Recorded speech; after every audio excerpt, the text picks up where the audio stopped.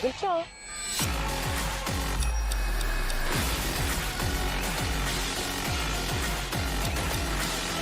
Tuez-la. Tuez-la tous.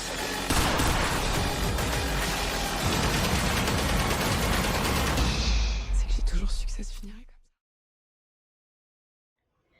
Nous allons analyser comme braqueur montre comment le niveau socio-économique et les relations familiales jouent un rôle important dans la prise de décision et la motivation derrière ces choix dans la culture belge. Ces personnages font partie des voleurs. Liana, la fille, est la petite amie de Chaynesse et les partenaires de gang avec Mehdi. Ces personnages représentent la classe inférieure. Ils participent à des crimes à la fois pour survivre et pour les autres.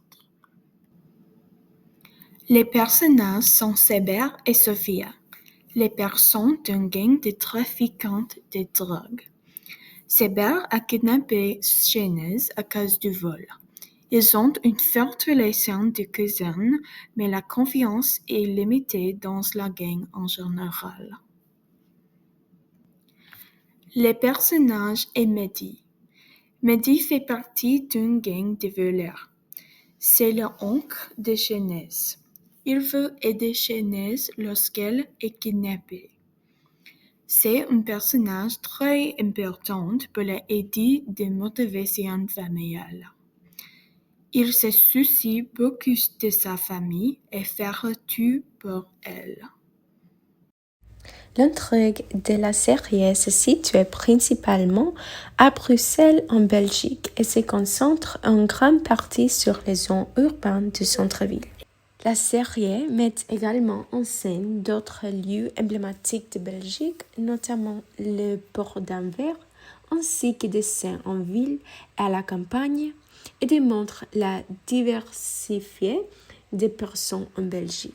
La structure des voleurs et de l'empire de la drogue est très différente.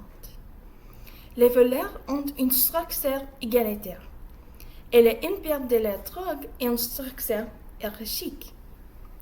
Les voleurs ont beaucoup de confiance. Ils sont comme en famille. Ils sont plus collectivistes.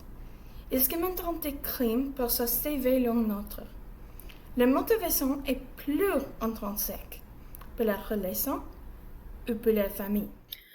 Par exemple, Mehdi commet des crimes pour sauver sa nièce. Il n'est pas motivé par l'argent, mais par la famille. Moi, c'est Liana. Et toi? Mehdi, T'es qui, toi? je suis le mec qui va te ramener ta coke. En échange, tu vas libérer ma nièce. Elle est où? Elle est juste là.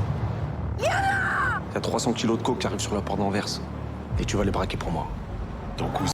Dans l'empire de la drogue, il y a des roses pour chaque personne. Ils sont plus individualistes. D'habitude, leurs motivations sont l'argent et le pouvoir. Cela conduit souvent en trahison. Sophie a vu assassiner Hassan. Quand elle rencontre Chris, elle trahit Hassan et Seber, sa famille, pour le plus. Ces relations représentent comment certaines motivations changent les opinions pour une personne. C'est le test les limites de leur moralité, pour la famille et pour l'argent. Il y a deux classes principales d'un braqueur. La première est l'élite riche, représentée par la famille Debly. La seconde est la classe populaire avec moins de ressources financières, représentée par les voleurs.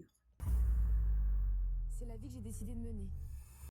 À travers Parcours, tous ceux qui sont perçus comme riches participent au vol et au trafic de drogue.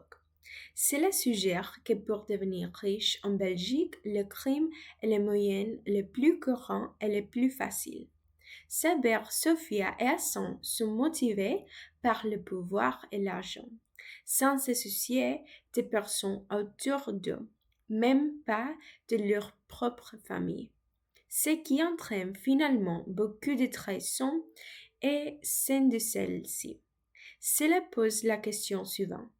Jusque seront-ils prêts à compromettre le moral pour satisfaire leurs désirs personnels tels que l'argent et le pouvoir.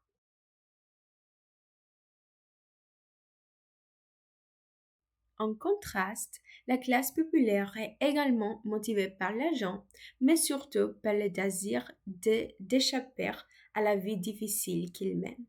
Shainez et Liana sont de bons exemples de cette réalité, car elles font semblant d'être des escortes, tout en participent à des vols.